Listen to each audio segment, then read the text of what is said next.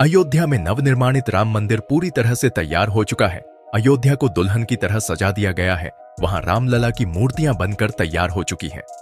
बस इंतजार है तो 22 जनवरी का, क्योंकि 22 जनवरी को ही राम मंदिर में भगवान रामलला की प्राण प्रतिष्ठा की विधि पूरे विधि विधान से होनी है।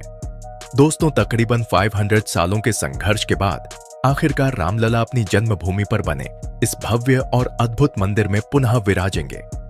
आज भारत में हर तरफ खुशी का माहौल है। पूरी दुनिया की नजर अयोध्या के राम मंदिर पर है।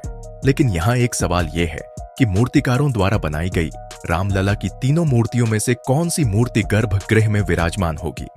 कब बनेगी अयोध्या में प्रभु श्री राम की सबसे ऊंची प्रतिमा? अयोध्या के दौरे पर प्रधानमंत्री मोदी ने कौन सी खास अपील देश की जनता से की है? तो चलिए आज के टॉपिक में इन्हीं सब सवालों के जवाब को जानते हैं। राम मंदिर बनकर तैयार है, ये हम सभी जानते हैं, लेकिन वहां भगवान रामलला की 3 मूर्तियां बनाई गई हैं। 5 सालों की कड़ी मेहनत के बाद तैयार नवनिर्माणित मंदिर के गर्भगृह में आखिर इन तीनों मूर्तियां में से कौन सी मूर्ति को स्थापित किया जाएगा, ये फिलहाल अभी किसी को नहीं पता है। दोस्तों, रामलला की इन तीनों मूर्तियों को अलग अलग मूर्तिकारों ने तैयार किया है। भगवान श्री राम की पहली मूर्ति गणेश भट्ट ने, दूसरी मूर्ति सत्यनारायण पांडे ने, जबकि तीसरी मूर्ति अरुण योगीराज ने बनाई है। अभी ये तीनों मूर्तियां अयोध्या के कारसेवकपुरम में रखा गया है। तीनों मूर्तियों को जांच परख के बाद राम जन्मभूमि के सदस्यों ने अपना मत दे दिया है। अधिकतर सदस्यों के अनुसार श्वेत मूर्ति को ही काफी पसंद किया जा रहा है, लेकिन अंतरिम फैसला ट्रस्ट के अध्यक्ष गोपाल दास द्वारा किया जाएगा। उन्हीं के द्वारा चुनी गई मूर्ति की पूजा अर्चना शुरू की जाएगी और फिर 17 जनवरी से रामलला को अयोध्या भ्रमण पर ले जाया जाएगा। 22 जनवरी के दिन प्राण प्रतिष्ठा के बाद गोपाल दास द्वारा चुनी गई मूर्ति को मंदिर के गर्भगृह में विराजमान कराया जाएगा। दोस्तों, कुशल कारीगरों द्वारा निर्मित ये तीनों मूर्तियां बेहद ही खास हैं, क्योंकि इन मूर्तियों को बनाने में सालों की मेहनत लगी है। मूर्ति को बनाने के दौरान इसकी हर बारीकी पर काफी ध्यान दिया गया है। हालांकि तीनों मूर्तियां के आकार एक समान है। इनमें से एक मूर्ति में 5 वर्षीय रामलला धनुष बाण लिए खड़े हैं। आपको बता दें कि गर्भगृह में केवल रामलला की प्रतिमा को स्थापित किया जाएगा। जी हां, दरअसल गर्भगृह में रामलला के बाल स्वरूप की प्रतिमा रखी जाएगी। मूर्ति को सोने के सिंहासन पर विराजमान कराया जाएगा, जिससे मूर्ति की ऊंचाई 8 फीट पर होगी। रामलला कमल के पुष्प पर खड़े होंगे। मूर्ति को गर्भगृह में इस तरह स्थापित किया जाएगा कि भक्तजन इस प्रतिमा को 30 मीटर की दूरी से भी दर्शन कर पाएंगे। इसके अलावा अयोध्या नगरी में भगवान श्री राम की भव्य और विशाल प्रतिमा बनाई जा रही है। जी हां दोस्तों, तकरीबन 181 मीटर की ऊंचाई वाली ये प्रतिमा स्टैचू ऑफ यूनिटी जितनी ऊंची होगी, लेकिन सिंहासन पर छतरी के साथ इस प्रतिमा की ऊंचाई 251 मीटर की होगी और इसके निर्माण के बाद ये प्रतिमा स्टैचू ऑफ लॉर्ड रामा के नाम से जाना जाएगा। साथ ही ये दुनिया का सबसे ऊंचा स्टैचू भी बन जाएगा। उत्तर प्रदेश की सरकार ने इस प्रतिमा को बनाने का काम स्टैचू ऑफ यूनिटी बनाने वाली कंपनी को ही सौंपा है। रिपोर्ट्स के अकॉर्डिंग स्टैका डिजाइन तैयार हो चुका है और सरकार ने शहर के बाहर बड़ी जमीन को खरीदने का भी निर्णय ले लिया है। यानी कि इस प्रतिमा को बनाने का काम जोरों शोरों से शुरू हो चुका है। हालांकि प्रतिमा को बनकर तैयार होने में 3 सालों का समय लगेगा। फिलहाल अयोध्या में लाखों की संख्या में श्रद्धालु पहुंच रहे हैं, लेकिन अयोध्या से एक ऐसी खबर आ रही है जिसे सुनकर आप शायद हैरान भी हो जाएंगे। जी हां दोस्तों, दरअसल अभी अयोध्या में जटायु को देखे जाने की खबर आ रही है। जटायु के बारे में तो आप सभी जानते ही हैं कि कैसे माता सीता को अगवा कर ले जाने के दौरान पक्षियों के राजा जटायु ने रावण को रोकने की बहुत कोशिश की थी। रावण ने अपनी तलवार से जटायु के पंख काट दिए थे, जिसके बाद घायल अवस्था में जटायु ने इस घटना की खबर भगवान श्री राम को दी थी और उसी समय उन्होंने भगवान श्री राम की गोद में अपने प्राण भी त्याग दिए थे। जानकारों के मुताबिक जटायु को पर्यावरण का मित्र माना जाता है। ये पक्षी मृत प्राणियों के अवशेषों को खाकर पर्यावरण को स्वच्छ बनाए रखने में एक महत्वपूर्ण भूमिका निभाते हैं। पिछले कई सालों से इनकी संख्या काफी कम हो चुकी थी। एक तरह से ये लुप्त प्रजाति के पक्षियों में शामिल हो गए थे, लेकिन अयोध्या में राम मंदिर के निर्माण के बाद प्राण प्रतिष्ठा की विधि के इतने करीब आकर अचानक से इन्हें अयोध्या के मलिकपुर के जंगलों में देखना वाकई में हैरान करने वाला है। स्थानीय लोगों के अनुसार ये पिछले कई दिनों से इन्हीं जंगलों में रह रहे हैं। भक्तों का मानना है कि जटायु प्रभु श्री राम के स्वागत में फिर से वापस लौट आए हैं। लोग जटायु के दर्शन करके काफी धन्य महसूस कर रहे हैं।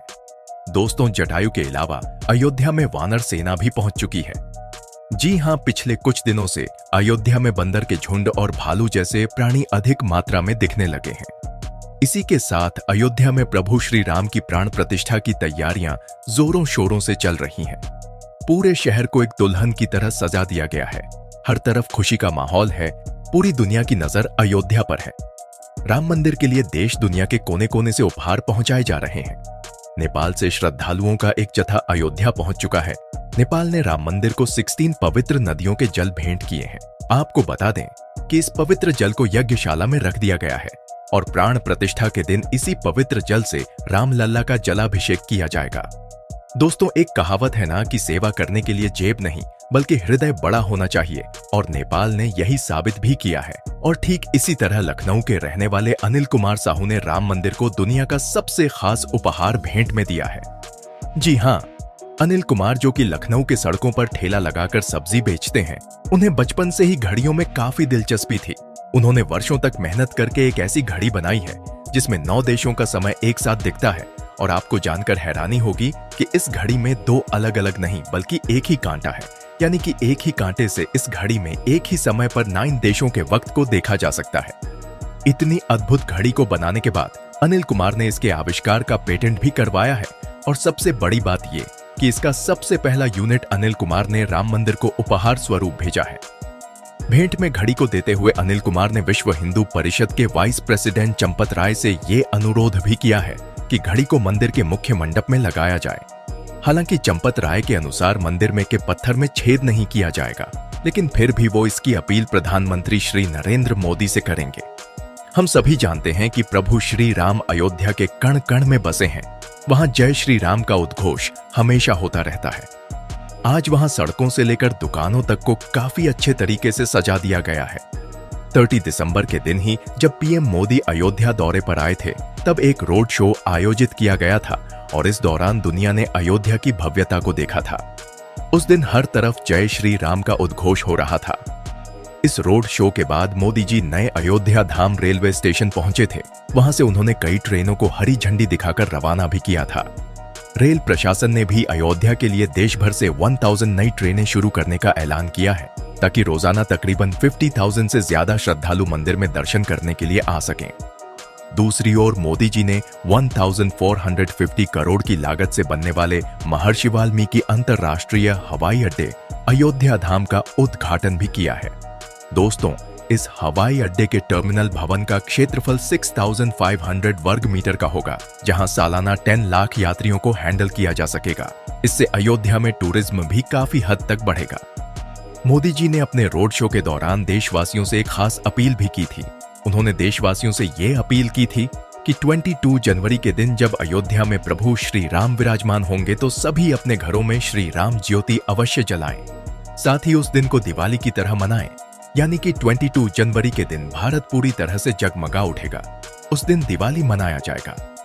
दोस्तों, आपको ये तो पता ही है कि कैसे सुप्रीम कोर्ट ने राम मंदिर और बाबरी मस्जिद के विवाद में फैसले के तहत मुस्लिम कम्युनिटी को मस्जिद बनाने के लिए अयोध्या के ही घन्नीपुर में जमीन मुहैया करवाई थी, जिसके बाद 26 जनवरी 2021 के दिन उत्तर प्रदेश सुन्नी सेंट्रल वक्फ बोर्ड ने तिरंगा लहराकर इसके निर्माण की प्रक्रिया आरंभ की थी।